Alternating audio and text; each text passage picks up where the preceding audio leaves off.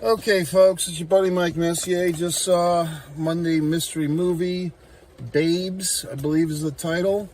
New comedy. I've seen the preview for it several times, so here it was tonight.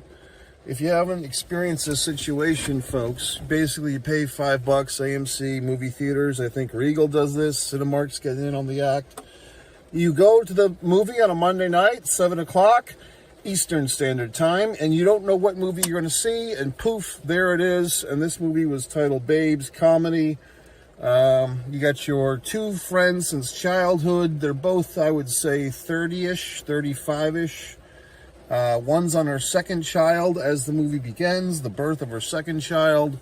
And the other one is a single mom who has a one-night affair. So should you go see this movie? Should you go not? I think you should. It's a good comedy. It's good, wholesome fun. 3.25 stars. And I liked it. So what can I tell you? A lot of laughter in the audience. So I was not alone. There was some laugh out loud moments. Would you call it a quirky comedy? I guess you could. And would you call it a chick flick? I suppose you could. I mean, it's a woman film in the sense that the central characters are primarily female. However, I enjoyed the film. I mean, I thought it was good. And, so now you're saying, well, gee whiz, Mike, please say spoilers before you ruin anything. Okay, spoilers. So, there's some, I mean, this is a very, I would say, are there some things that I didn't particularly like about the film? I don't know. I mean, I like the movie for the most part, but I mean, it is a very millennially story, okay? I mean, some things that it seems our millennial generation friends and Generation Z and all these fucks that they have issue with as far as, I don't know, codependency and things like that. These are big topics in this movie. Some of the jargon, I don't think all women do this, but the two women, the two primary friends of this movie, kind of Eden and the other lady, they kind of speak their girl speak like there's a scene you probably saw in the previews where they're both calling each other bitch back and forth. Biatch, bitch, bitch. Like it's, all their friends. So they speak without words, which, okay. And probably all of us at some point or another currently have or have had friends where you can kind of communicate telepathically almost without using fully develop sentences, which I think is the point of that scene. These two women have known each other since childhood, so they don't particularly have to have an enunciated verbiage in order to get their point across, okay?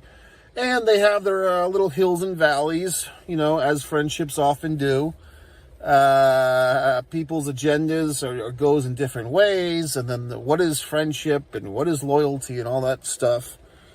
So, I mean, I thought this movie was good. Also, when the movie started, and I did not know as the movie was starting, I was proud of myself, by the way, because I did some last-minute manipulations. Apparently, these Monday mystery movies are so popular that this particular theater has now put them on 2 screens, which I think was kind of a new thing. And I guess I had booked the original auditorium, and looking at the format, looking at the seating chart, I really get into this shit. I saw that a stranger danger, was going to sit next to me. The theater that I was in, I guess, was the first one that was, booked, and it was all packed full of assholes. And then the second auditorium looked a lot less packed and also a bigger auditorium, which probably means a bigger screen. So, this afternoon, 4 or 5 hours before showtime, I switched my fucking reservation. I canceled my original reservation. I went back into the system, the AMC app, and I got a different seat in the different auditorium because I wanted more elbow space. And it all worked out fantastically. Also, my arrival time at the theater couldn't have been better.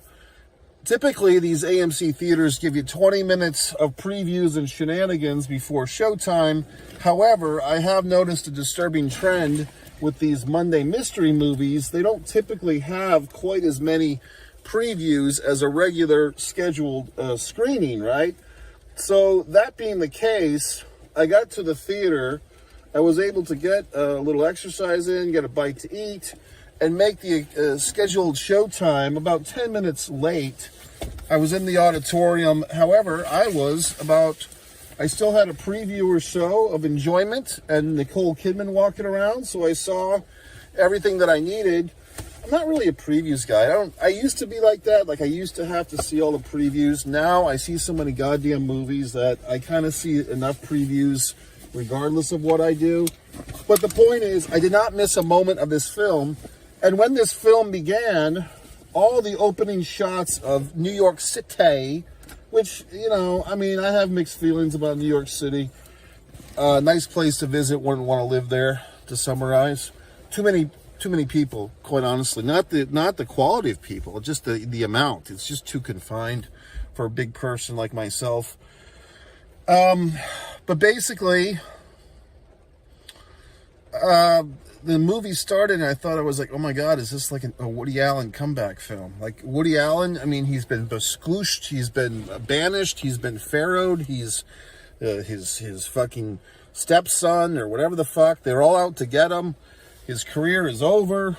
And I'm thinking, looking at the way this movie starts, it feels all these establishing shots of the New York City in the fall, as it's the opening of the movie's Thanksgiving Day.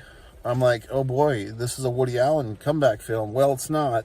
It's a female director. I think her name was, I want to say Pamela or some such thing, or Paula. I'm not sure if the same lady who starred was the director or the writer. I don't think so.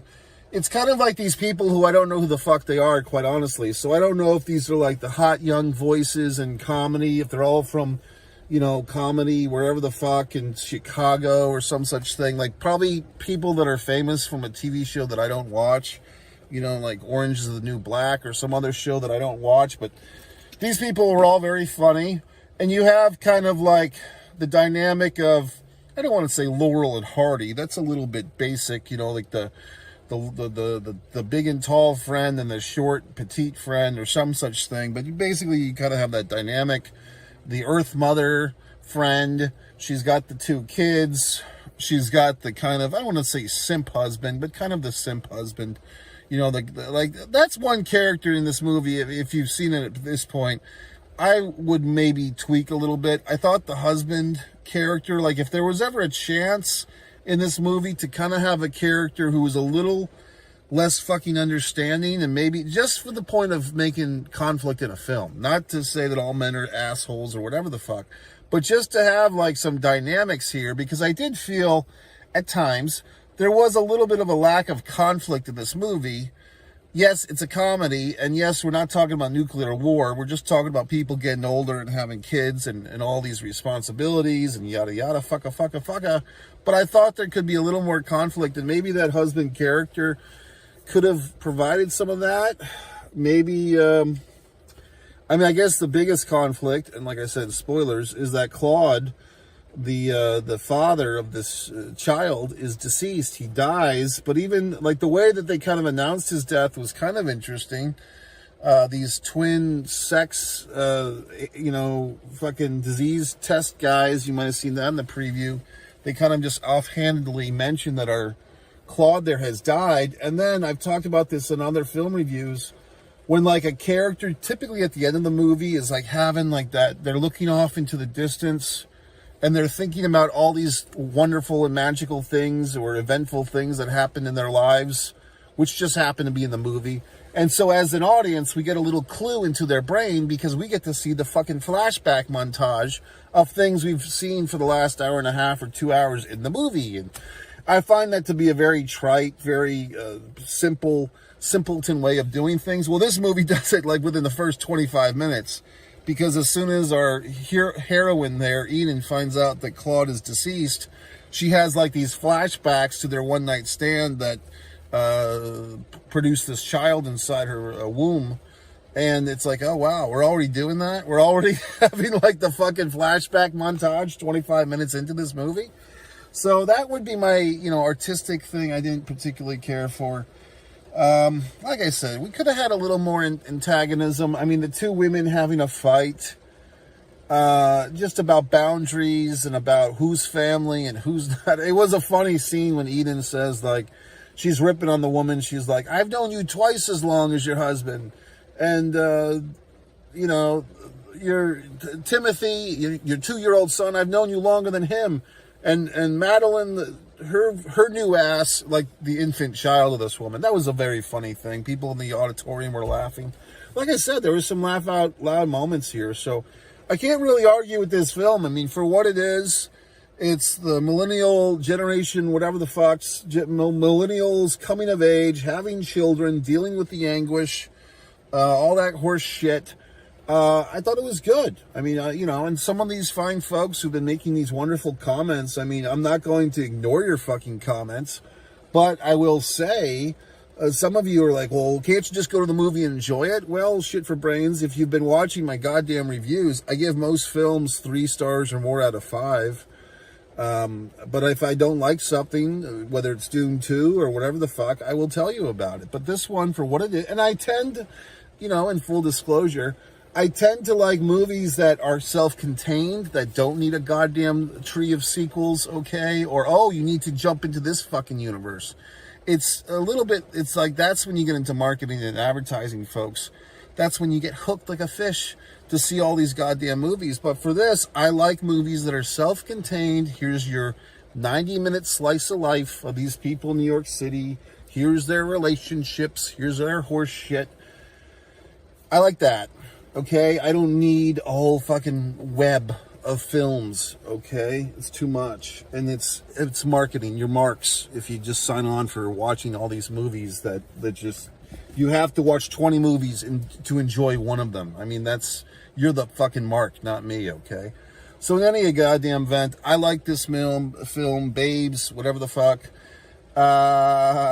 Would I go see it again? I don't think so. But if it came on the screen, I would watch it. You know what I mean? It's kind of like several years ago, maybe 10 or 12. There was a movie called This Is 40 that was funny. That actress, Emily Mann, is that her name? Or Mann or something? She's married to the Judd Apatow guy. I didn't really like her until I saw that movie, This Is 40. But this kind of reminded me of that. So this is a good movie. So I would say go see it. Or don't. But I would say if you're thinking about seeing it, it is funny. If you're thinking, well, I don't think I'd like that movie, you just might. That's it. Mike Messier. Go to MikeMessier.com. Subscribe to all my things. You can stand me on social. You can buy a book, for Christ's sakes. That might be nice. Also, the new merchandise store on Spreadshirt or Spreadshop. The foreign object, lowercase, okay. So that's it, Mike Messier.